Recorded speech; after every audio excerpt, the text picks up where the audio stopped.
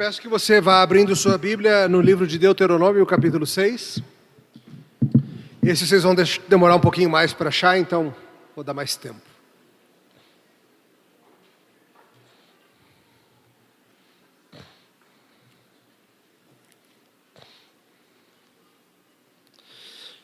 Na nossa primeira fala, nós consideramos a questão do que é um casamento, por que Deus planejou o casamento e, assim, claro, vem as famílias. E nesse segundo tempo de hoje, eu queria lidar com vocês um pouco sobre como Deus espera que na família aconteça a instrução acerca da vida. E Deuteronômio 6 nos ajuda muito nisso. Eu vou ler todo o capítulo, porque tem muita coisa aqui que é repetitiva e vai voltando. Meu foco vai ser mais no miolo ali dos 5 a 9, mas eu gostaria de ler tudo com você, tá bom? Então peço sua atenção para a leitura da palavra de Deus. Assim diz o Senhor. Estes, pois, são os mandamentos, os estatutos e os juízos que mandou o Senhor teu Deus, se te ensinassem para que os cumprisses na terra a que passas para a possuir. Para que temas ao Senhor teu Deus, guardes todos os seus estatutos e mandamentos que eu te ordeno, tu e teu filho, e o filho do teu filho, todos os dias da tua vida, e que teus dias sejam prolongados. Ouve, pois, ó Israel, e atenta em que os cumprires para que bem te suceda, e muito te multipliques na terra que mana leite e mel, como te disse o Senhor, Deus de teus pais. Ouve, Israel, o Senhor nosso Deus é o único Senhor. Amarás, pois, o Senhor teu Deus de todo o teu coração, de toda a tua alma, de toda a tua força.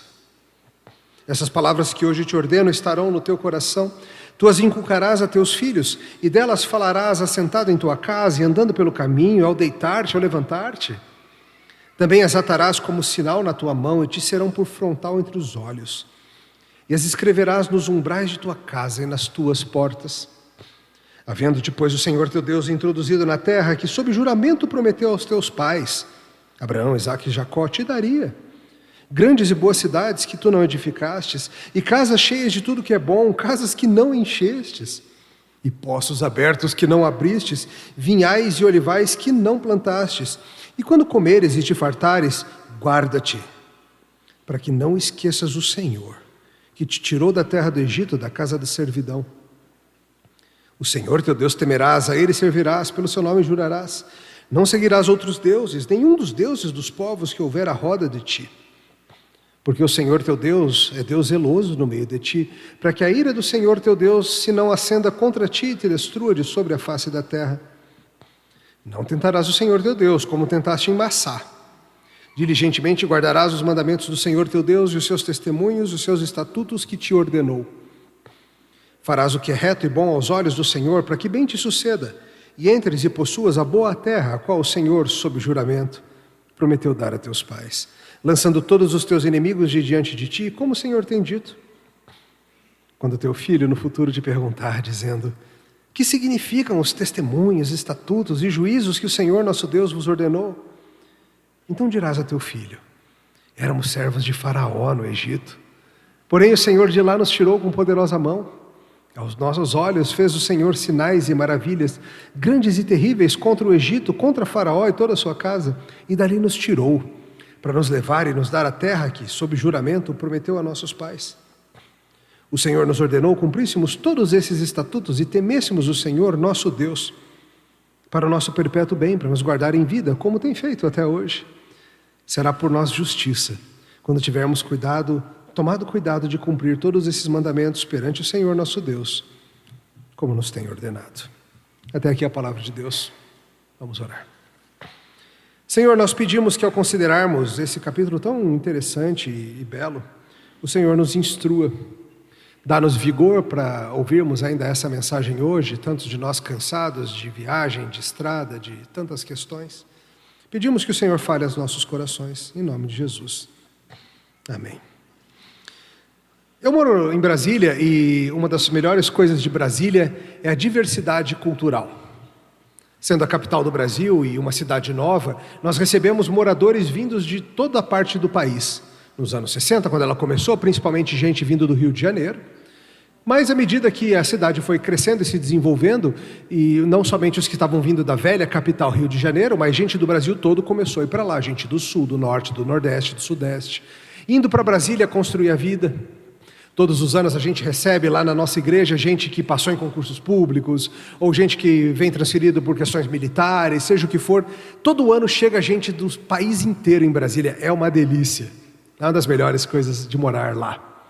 Porque assim a gente tem uma mistura deliciosa de sotaques, costumes, comida. Você encontra de tudo em Brasília, é muito, muito legal. E claro, tem muita gente que veio do Rio Grande do Sul, lá em Brasília também.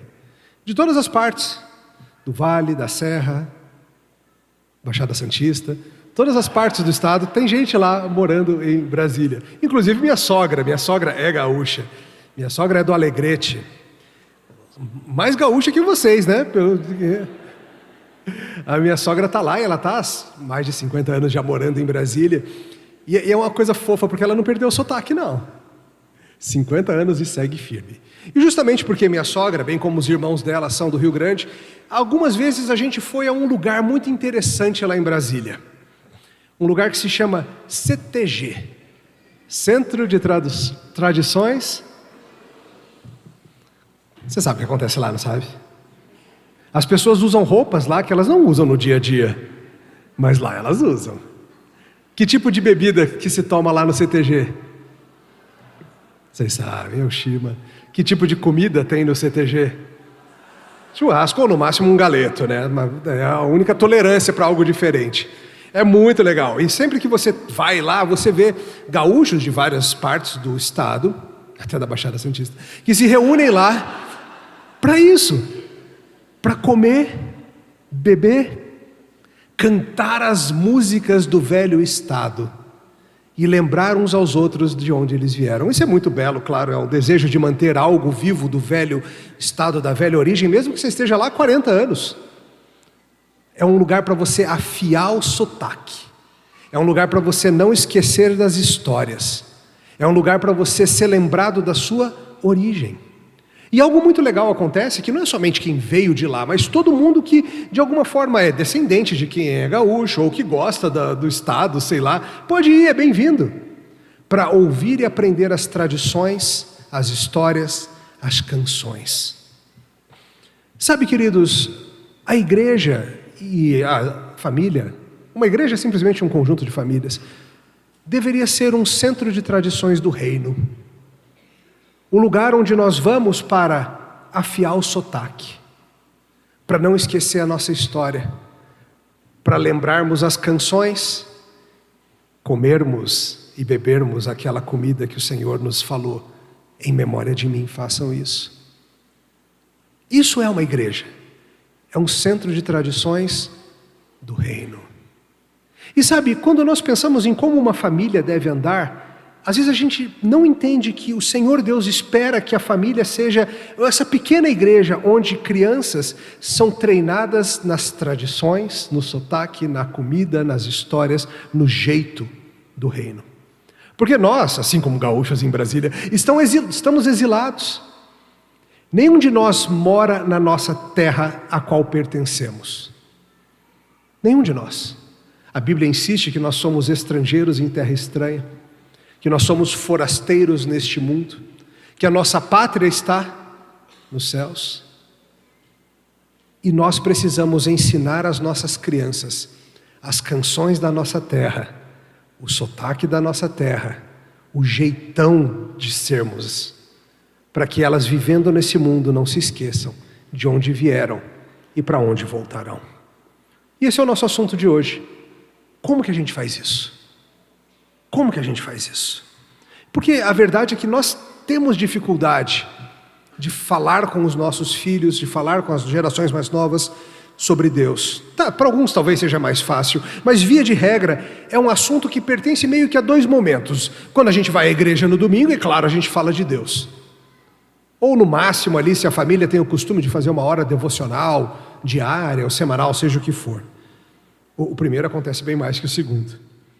Mas falar com os nossos filhos sobre Deus não é fácil. Ora as bolas, nem com o nosso cônjuge é fácil.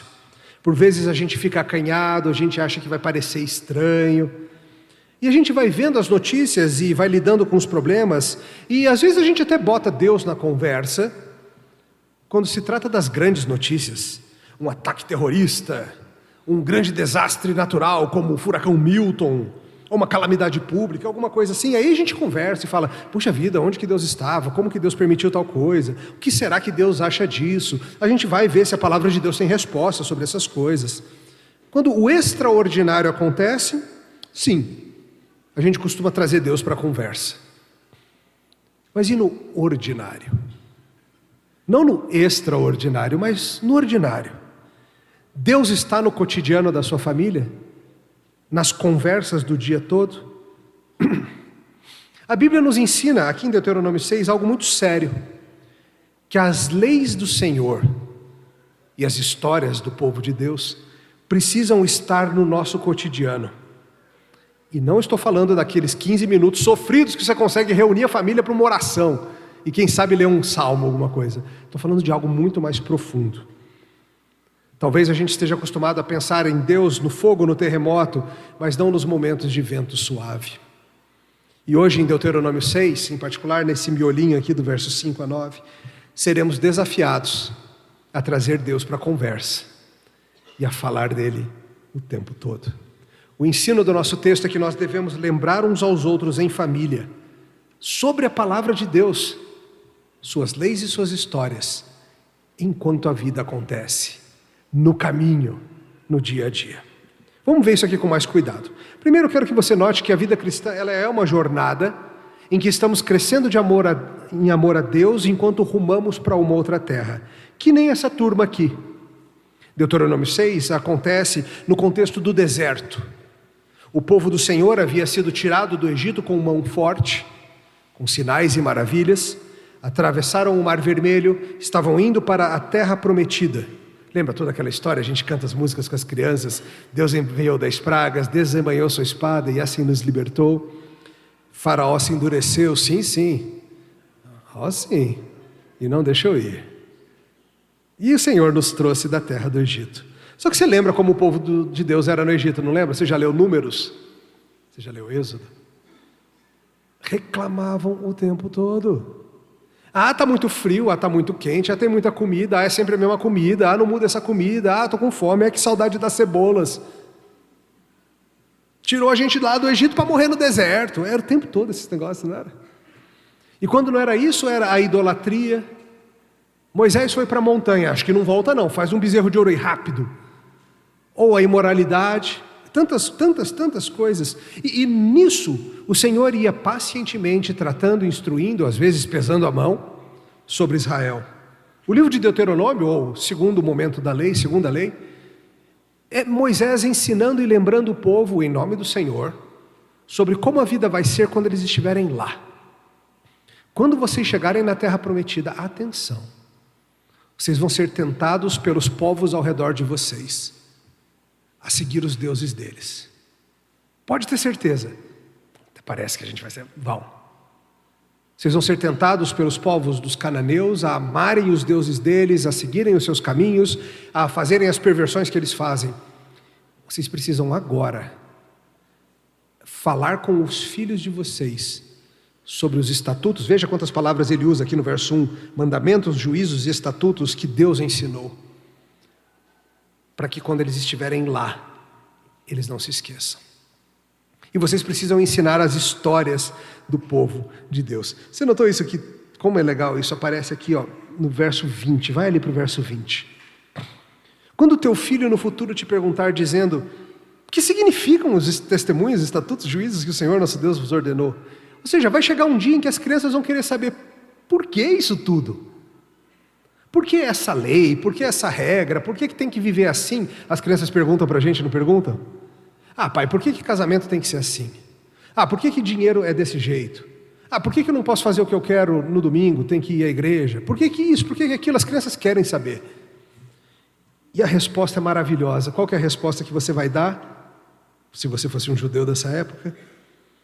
Então dirás a teu filho, verso 21, éramos servos de Faraó no Egito. Porém o Senhor de lá nos tirou com poderosa mão. Aos nossos olhos fez o Senhor sinais e maravilhas, grandes e terríveis, contra o Egito e contra Faraó e de toda a sua casa.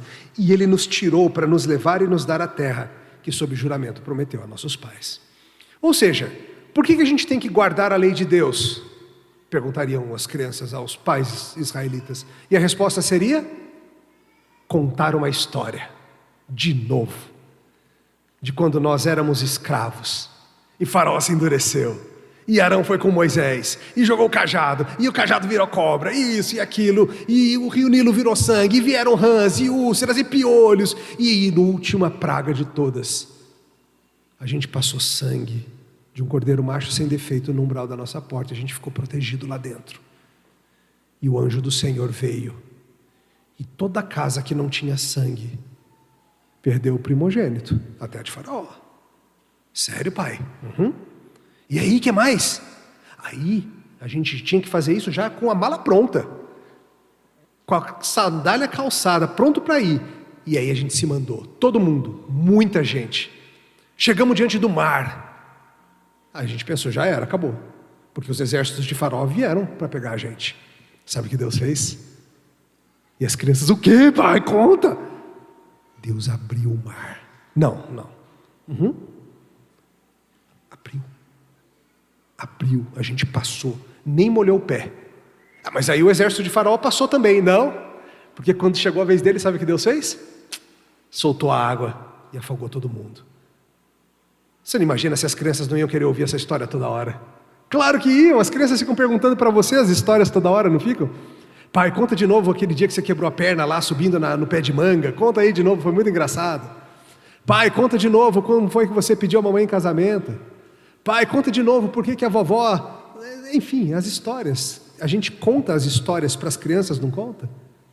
A gente conta as histórias de quando éramos jovens. E é muito interessante pais contando para as crianças sobre o tempo da sua juventude, né? A gente alterna. Às vezes a gente quer fazer para as crianças parecer que o nosso tempo tudo era bom e agora tudo é ruim. Assim, a música de vocês é um lixo, a TV de vocês é um lixo, o futebol de vocês é um lixo, no meu tempo tudo era bom. Às vezes é isso que a gente quer passar para as crianças. Mas às vezes é o contrário.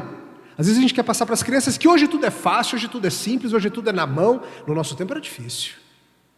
Ir para a escola, por exemplo, cruzava 2 rios com a mochila nas costas, lutava com um jacaré. A gente não se decide, né? Mas a gente gosta de contar as histórias. Você gosta de contar as histórias do seu time ruim para suas crianças, não conta? Torcendo para o menino não abandonar o time do seu coração. Você fala assim, não, eu sei que está ruim hoje, filha, mas em 70... Aí você começa... Fui eu com a minha filha, querendo convencê-la a ser São Paulino. O bicho estava difícil. Felizmente ganhamos a Copa do Brasil recentemente, porque estava muito difícil. Os primos flamenguistas estavam ali que nem urubu em cima dela. Vem pro Flamengo, vem pro Flamengo, vem pro Flamengo. Eu assim, eu preciso... Um dia eu botei o Mundial de 92 para assistir com ela, do São Paulo, assim... Meio como se fosse ao vivo, não falei nada. Só falei, acho que São Paulo vai ganhar esse jogo aí, Vamos ver. Campeão mundial, filha! Campeão mundial. Enfim, a gente conta as histórias, não conta? É muito interessante porque isso sempre foi parte da própria espiritualidade do povo de Deus. Conhecer as histórias do povo de Deus é essencial para a espiritualidade do povo de Deus. Às vezes a gente trata as histórias como se elas fossem aquilo que a gente usa para manter as crianças ocupadas enquanto os adultos estão estudando assuntos profundos. Já viu isso? Os adultos estão lá na escola dominical estudando soteriologia, cristologia, estudando e aprendendo sobre as diversas visões sobre a ceia do Senhor, seja o que for. E as crianças estão o que lá? Daniel na cova dos leões, Esther, umas histórias, Jonas e a baleia e tal. Vocês acham que eles não estão aprendendo as partes profundas? Talvez a gente não esteja ensinando direito, a gente esteja ensinando de um jeito meramente isolado e moralista. Mas todos nós precisamos das histórias. É isso que nos lembra quem nós somos. Que nem lá no CTG em Brasília.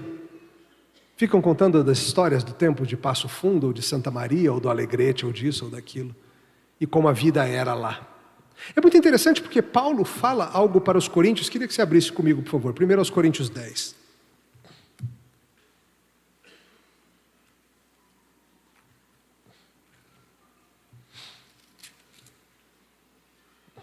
1 Coríntios 10, a partir do verso 1, vou ler para vocês o que Paulo diz para aquela turma.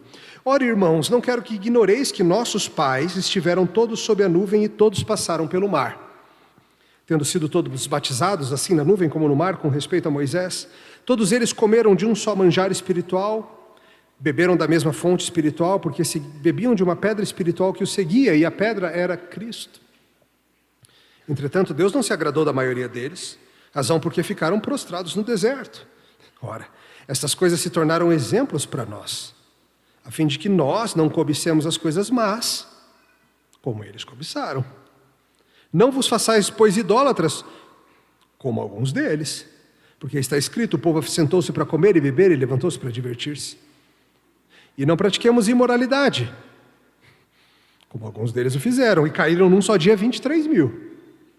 Não ponhamos o Senhor à prova, como alguns deles já fizeram e pereceram pelas mordeduras das serpentes. Nem murmureis, como alguns deles murmuraram e foram destruídos pelo exterminador. Olha o 11. Estas coisas lhe sobrevieram como exemplos e foram escritas para nossa advertência. De nós outros, sobre quem os fins dos séculos têm chegado. Aquele, pois, que pensa estar em pé, veja que não caia. Olha que interessante. Paulo está escrevendo aqui para quem? Coríntios. E os coríntios são judeus? Eles são o quê? Gregos ou gentios. E Paulo acha importantíssimo que aqueles gentios conheçam o quê? As histórias do povo de Israel. Porque Paulo entende que no pacto do Senhor, gentios e judeus foram unidos numa única igreja, um único povo, e que conhecer as histórias do Antigo Testamento é essencial para a piedade dos gentios. Gregos que não conhecem as histórias do povo de Israel estão fadados a repetir os mesmos erros. É simples a lição.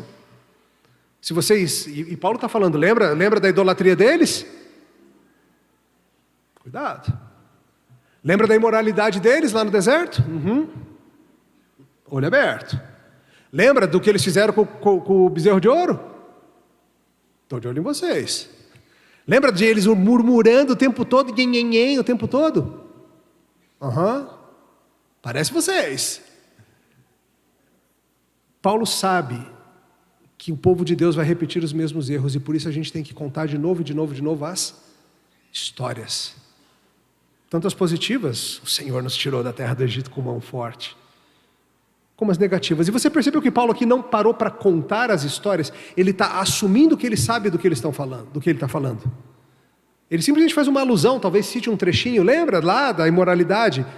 Como que os coríntios sabiam dessas coisas, se eles eram gregos e não judeus que tinham o Antigo Testamento? Como que eles sabiam? Foram ensinados. Os apóstolos, ao levarem a mensagem, entendiam que eles precisavam conhecer as histórias. E as histórias foram contadas, e as histórias se tornaram parte das histórias deles. Você notou que ele diz, os nossos pais no deserto. Ele está falando para não-judeus, e ele diz os nossos pais. Porque os verdadeiros filhos de Abraão não são os que têm o sangue de Abraão, são os que têm a fé de Abraão. É o que Paulo explica em Gálatas. É assim com a gente também. Nossos filhos precisam conhecer as histórias do reino. Sim, conhecer as histórias, por exemplo, da fundação da sua igreja. Conhecer as histórias de fé de papai e mamãe. Seus filhos sabem dizer como você foi convertido, com que idade, se você sempre foi de Cristo. Seus filhos sabem dizer isso? Seus filhos sabem dizer há quantas gerações a sua família está na fé cristã? Seus filhos têm noção da sua jornada com Cristo, das lutas que você passou? Talvez dos seus momentos de descrença, talvez dos momentos em que você quis, inclusive, deixar o caminho. Seus filhos sabem? Seus filhos sabem como Cristo te resgatou de você mesmo?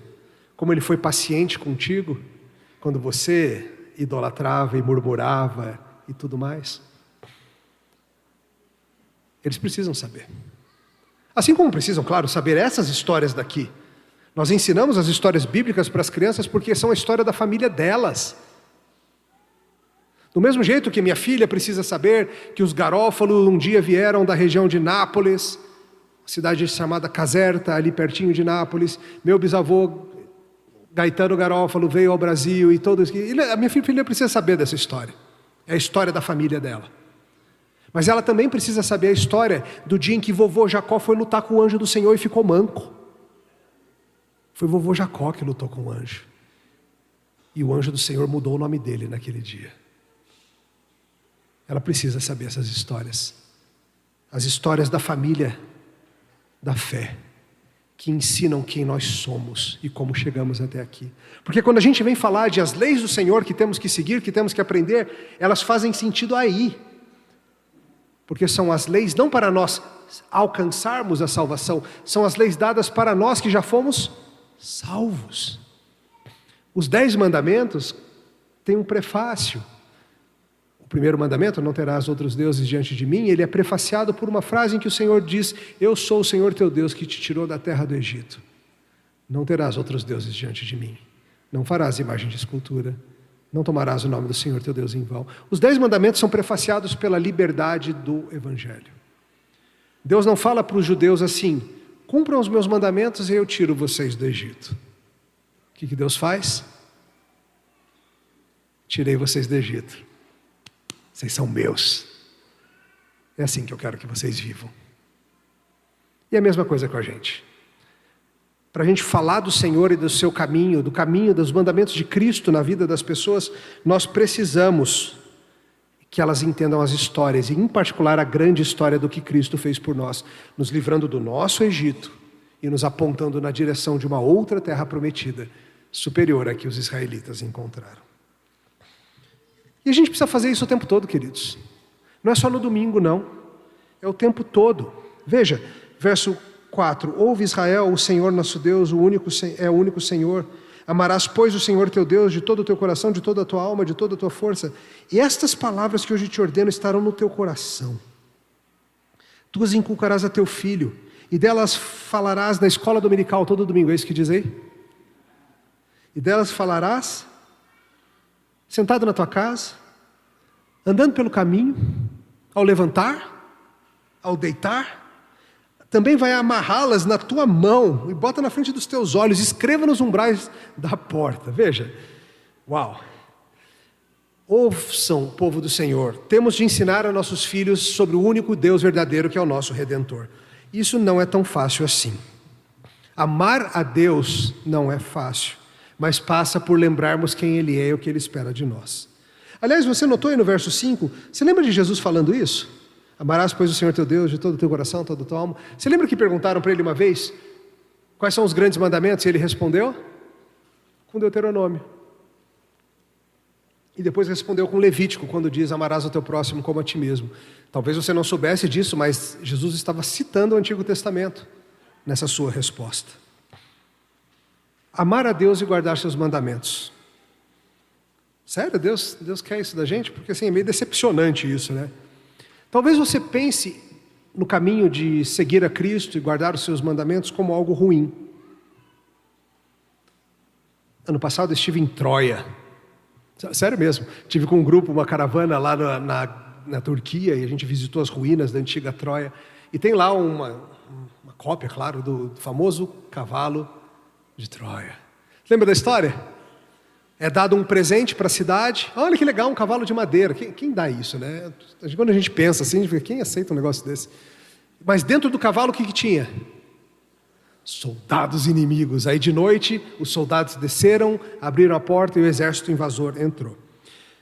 Infelizmente, talvez você ache que santidade é que nem o cavalo de Troia. Que Deus te dá um presente da salvação, aí quando você abre, tem santidade dentro. Você fala, não, agora é tarde demais, já aceitou. Seguiu a Cristo, agora tem que ser santo. A gente tem uma visão muito esquisita do que é o caminho de Cristo. Porque nós também acreditamos na mentira da serpente, quando ela mentiu para Eva, dizendo que Deus não tinha o bem dela em vista, mas que Deus era egoísta, estava evitando que ela fosse feliz. Queria que você entendesse de uma vez por todas, que o mesmo Jesus Cristo que diz, eu vim para que tenham vida e vida em abundância, disse, se vocês me amam, guardem os meus mandamentos. Mas você precisa entender que essas duas verdades são a mesma coisa. Vida em abundância é a vida seguindo os mandamentos de Jesus. Vida em abundância é não adulterar, não dar falso testemunho, não cobiçar, não ter outros deuses. Isso é vida em abundância. Para de pensar em seguir a Cristo como algo ruim. É Cristo te libertando de você mesmo e do seu Egito, para que você possa ser livre e segui-lo de verdade, para ser o que você foi feito para ser. E a gente precisa ensinar isso para as crianças. Veja, a vida cristã, ela é ensinada no caminho. Como que os nossos filhos vão aprender o caminho do Senhor? Como que os nossos filhos vão aprender as histórias e as regras que Deus espera de nós? Nós temos a tola ideia de que talvez possamos terceirizar isso. A gente terceiriza tanta coisa, né? Afinal, tem pastor, não tem? A gente até manda o pastor para o seminário para ele estudar, ele que ensine. Ou a professora de escola dominical, ou quem cuida dos adolescentes. Pais são os principais responsáveis pela educação espiritual dos seus filhos. Você tem que entender isso de uma vez por todas. O pastor dá ferramentas para todos vocês. E ele ajuda. Mas é contigo. Ele não diz, para amar o Senhor seu Deus, não fale em levá-los à sinagoga, e aí eles vão amá-lo. É isso que ele fala? Ele fala, é contigo. Fale da lei do Senhor pelo caminho, ao sentar, ao levantar, saindo e chegando. Pais são responsáveis por isso. Veja, como se dá isso? Lembra do livro de Provérbios, que é cheio de ensinamentos práticos para a vida? Você lembra que Provérbios é um pai falando para o filho? Lembra disso? Quantas vezes se diz, filho meu, filho meu, filho meu? E o que Provérbios traz? Provérbios traz instruções sobre más companhias, sobre como usar dinheiro, sobre sexo, sobre ser fiador, sobre todo tipo de coisa debaixo do sol, sobre trabalho, ética de trabalho. Porque é alguém, um sábio, Salomão, que enxerga a realidade e sabe que precisa ensinar o seu filho a ver também. Porque as crianças não nascem sabendo. Elas acabaram de chegar. Elas não entendem o que está acontecendo. Sim, é verdade, a Escritura fala no ensino público, no que está acontecendo aqui agora. Claro que fala. A Bíblia fala em mestres, fala em pregadores, fala em alguns que são dotados e estão aptos a ensinar publicamente. Mas, além disso, existe um tipo de ensino que ocorre no cotidiano, no sair por aí. Ele não é apenas formal, tá? Sim, ótimo se você faz uma espécie de um culto familiar, culto domiciliar, ótimo. Mas não basta. Não basta você tirou 20 minutos por dia, leu a Bíblia, orou com os meninos, e aí você esquece da lei do Senhor no resto do dia todo e dá péssimos exemplos de vida. Ah, mas eu fiz a minha devocional. Tem ensino formal, mas também tem esse ensino informal. Veja, o que está pressuposto aqui? Sair, chegar, sentar, levantar. Está escrito na porta, está na cara, está na testa, está na mão, está o tempo todo diante de mim. Irmãos, nós passamos boa parte da vida juntos. E nós estamos ensinando os outros o tempo todo. Você ensina pelo seu exemplo, não ensina? Coisas positivas e negativas. Você ensina pelas suas ações e pelas suas omissões. Você ensina pela sua atitude corporal, pelas suas reclamações. Seus filhos sabem o que empolga você de verdade. Tenho certeza que sabem. Seus filhos sabem o que te desanima. Seus filhos estão aprendendo a usar dinheiro e o celular observando você. Às vezes a gente pensa assim, mas que influências estão sobre os meus filhos? Espero que seja você, a principal delas. O tempo todo você está ensinando, aqui na Bienal você está ensinando as crianças o que é importante e o que não é. Talvez você tenha comunicado sem perceber para o seu filho que tem essa parte aqui, né, do estudo bíblico, tem que aguentar isso, fazer o quê, né? Mas já vai ter a parte boa mesmo. Vou lá, filho, rapidinho no estudo bíblico, vamos ver se o pastor Emílio fala pouco e a gente está liberado para a parte boa. Mas pense comigo, quantas oportunidades surgem no cotidiano, indo e voltando, saindo, levando para a escola, buscando da escola, buscando do karatê, levando para o judô, trazendo da aula de inglês, levando para isso, para aquilo. Assim que acaba o filme no cinema, você simplesmente desliga, esquece o filme, ou opa, filho, olha que interessante esse filme. Como que ele se compara com o que a Bíblia ensina sobre isso ou aquilo? Veja, a vida é cheia de oportunidades de ensinar a lei do Senhor. Por exemplo, você está na cidade, foi com seu filho no mercadinho, comprar umas bananas, um chocolate, sei lá o quê, e você recebe um troco a mais. Ótima oportunidade de ensino, não é? Ou então você é tratado por um atendente extremamente rude.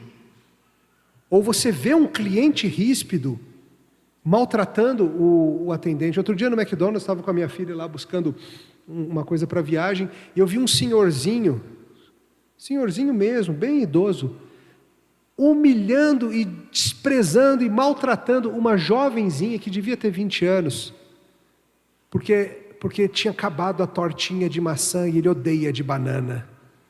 E no sistema diz que tinha. Gritando com a jovem, humilhando aquilo.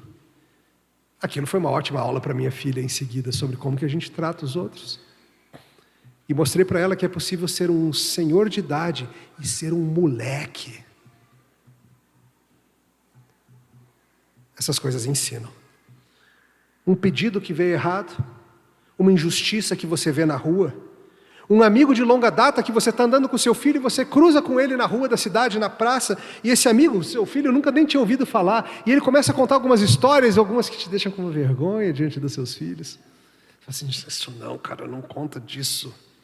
Aí depois sua filha pergunta, o que foi que aconteceu naquela festa lá, papai? Não, filha, esquece.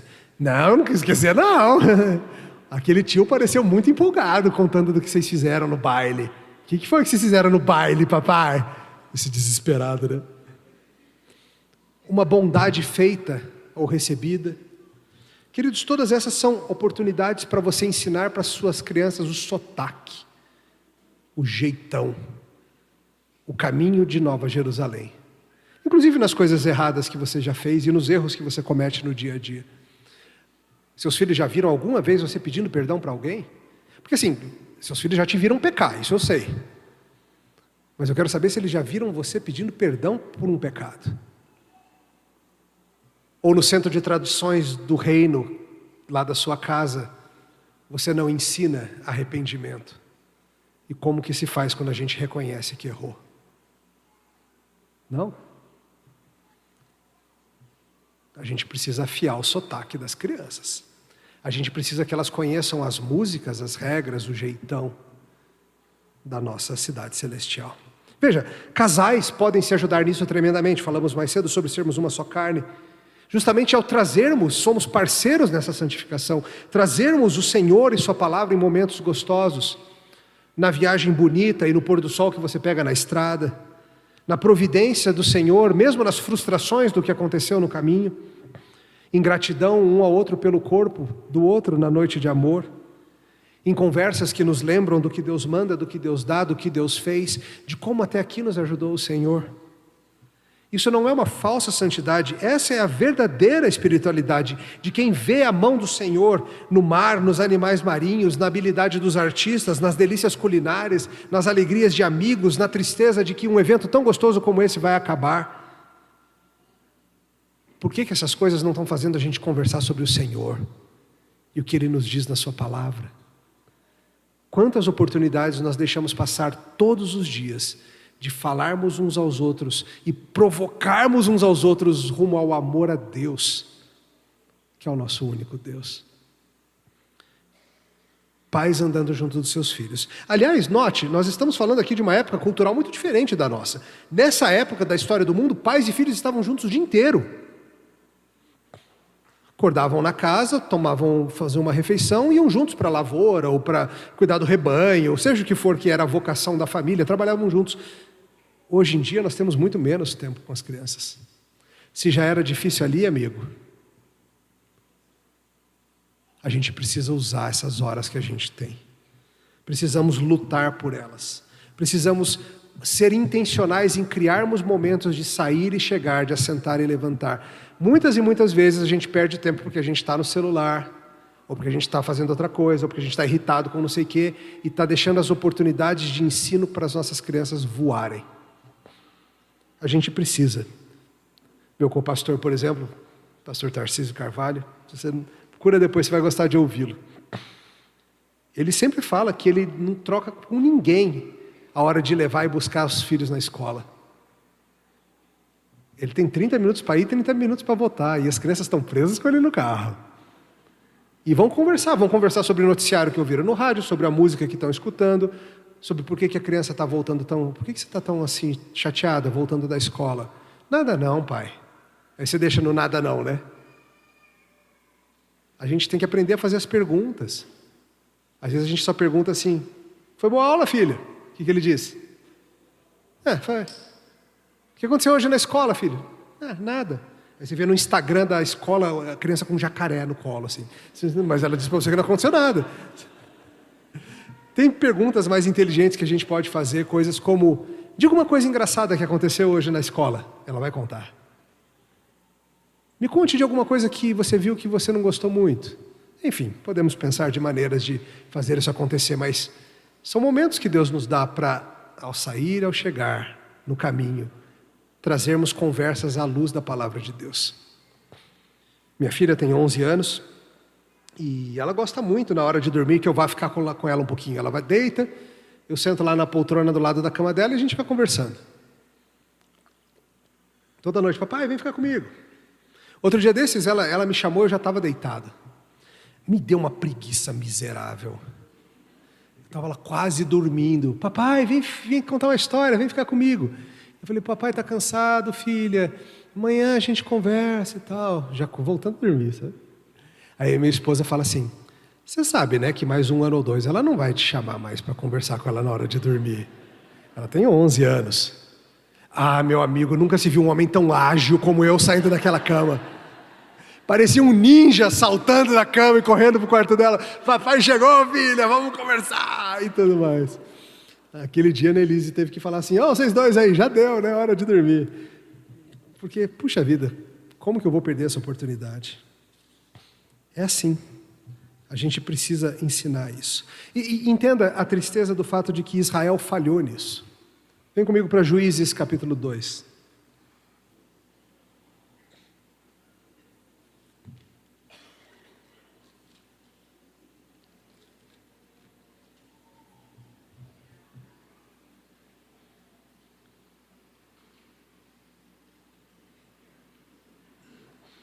Vamos ler a partir do verso 10.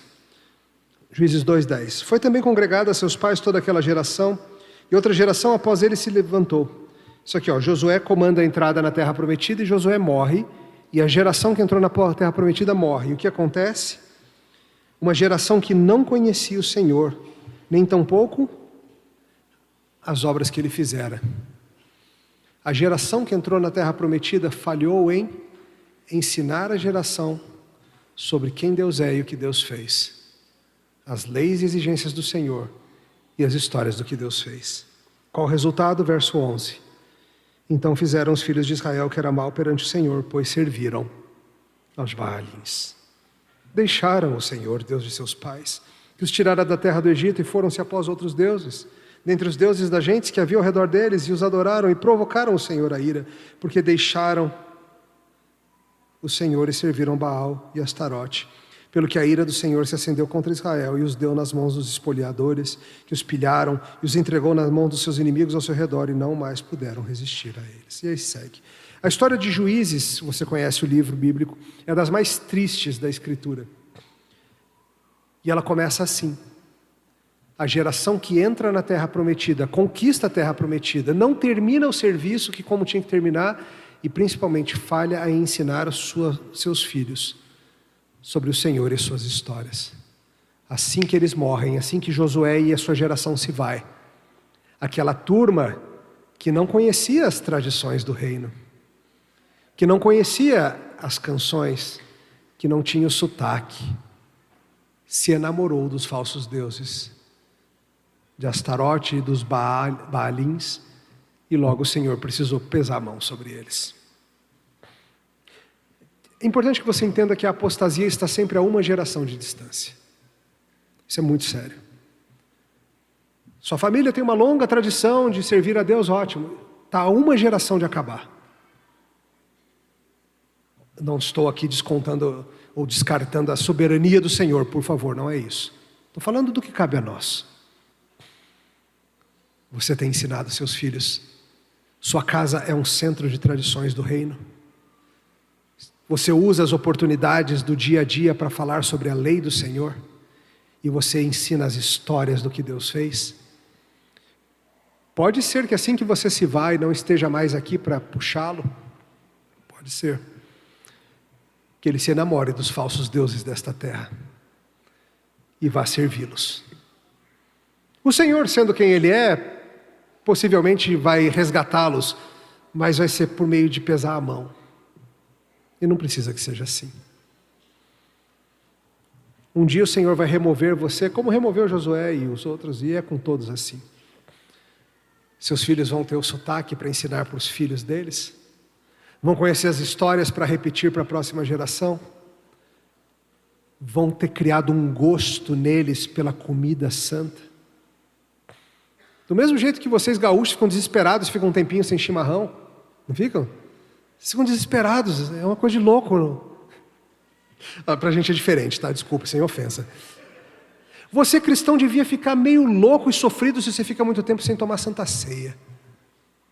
Você devia começar a ficar agoniado, inquieto. Estou precisando do vinho e do pão. É a comida da minha terra de verdade. É a comida do meu reino. Mas isso você não sente falta, né? Você sente falta de estar com o povo de Deus cantando as canções do teu reino? Você sente falta de estar com o povo do Senhor relembrando as histórias do que aconteceu? Talvez o seu coração já esteja mais enamorado dos Baalins e de Astarotes do que você pensa também. Mas há tempo de mudar. Veja que com Cristo é assim. Cristo andava com seus discípulos assim, não foi? Como que Jesus ensinou os seus 12? Todo dia tinha aula, não se viam, chegava na hora da aula, sentava cada um na sua carteira. Jesus falava assim, hoje a aula é sobre doutrina do Espírito Santo. Ele falava, e liberados, prova sexta-feira. Era assim? Nada contra o ensino formal, eu mesmo sou professor de teologia. Como que Jesus fazia? Ao sair, ao chegar, ao levantar, ao assentar. A palavra estava o tempo todo na cara, na mão. E as histórias também. No dia a dia, lidando com falta de comida, o que a gente faz quando falta comida? O que a gente faz quando encontra gente difícil? O que a gente faz quando encontra gente adversarial que está querendo te derrubar de todo jeito? O que a gente faz quando a gente está exausto e alguém pede ajuda? O que a gente faz quando a gente está com tanto trabalho que a gente não sabe por onde começa? O que a gente faz quando chegam os cobradores de impostos? Ou quando a gente precisa viajar e não tem dinheiro? Com ameaças naturais, como ventos e tempestades? Quando gente nossa fica enferma? O que a gente faz quando um dos nossos morre? Jesus ensinou, a gente chora.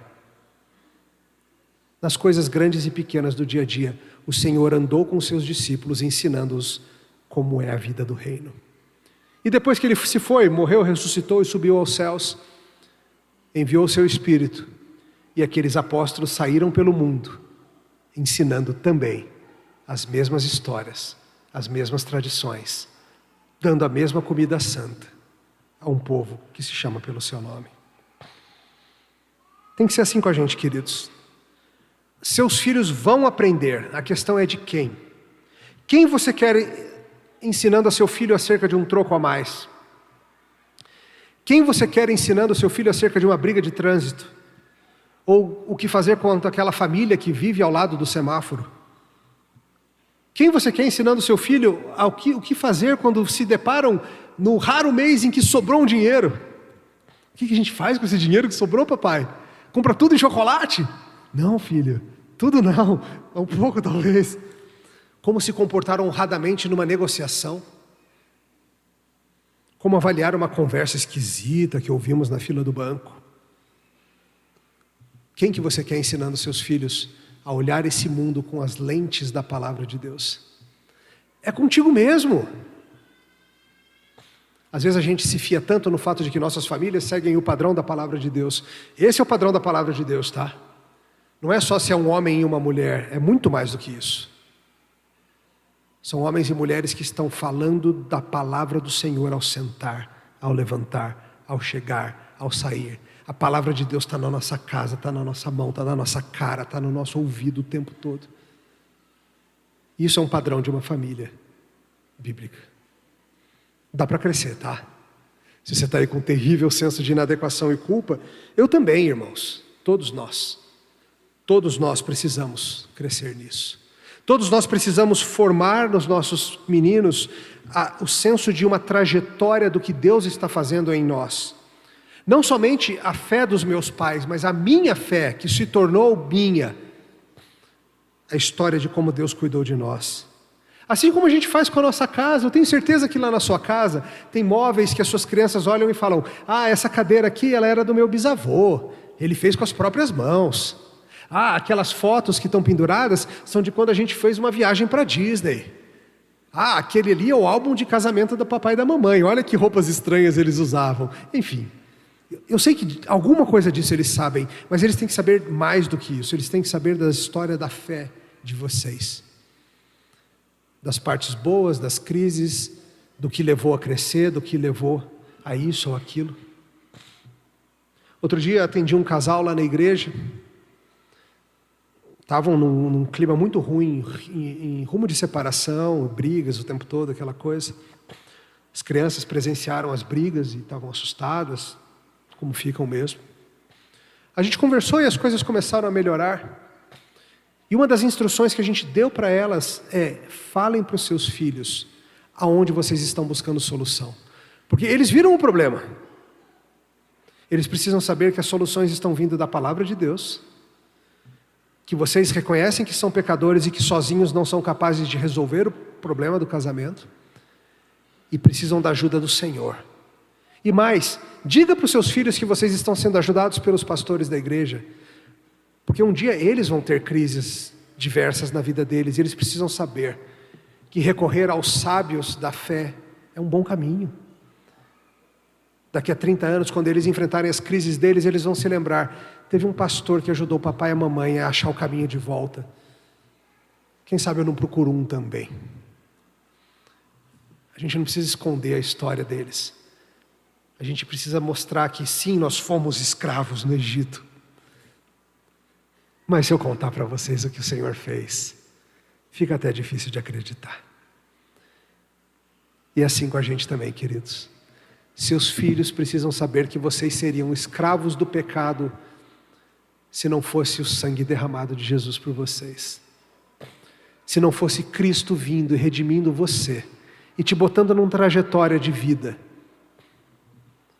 Seus filhos sabem disso. Eles sabem que você ama Jesus e que você precisa dele todos os dias.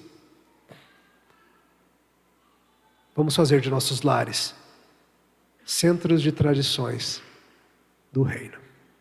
Que o Senhor nos ajude. Louvado seja teu nome, Senhor, porque o Senhor nos deu as histórias e as leis, os caminhos, e nós reconhecemos que nós somos falhos em aprendê-los e ensiná-los. Pedimos que o Senhor nos ajude a mudar essa vida, mudar esse caminho e fazer de nossos lares ambientes onde nossos filhos aprendem de Ti, onde conversar sobre as coisas do Senhor é algo normal e corriqueiro. E nós falamos do Senhor no ordinário, não somente nas coisas que saem do padrão, mas o padrão é falar do Senhor. Ajuda-nos, Senhor. Ajuda-nos, é o que pedimos em nome de Jesus. Amém. Que o Senhor os abençoe, irmãos.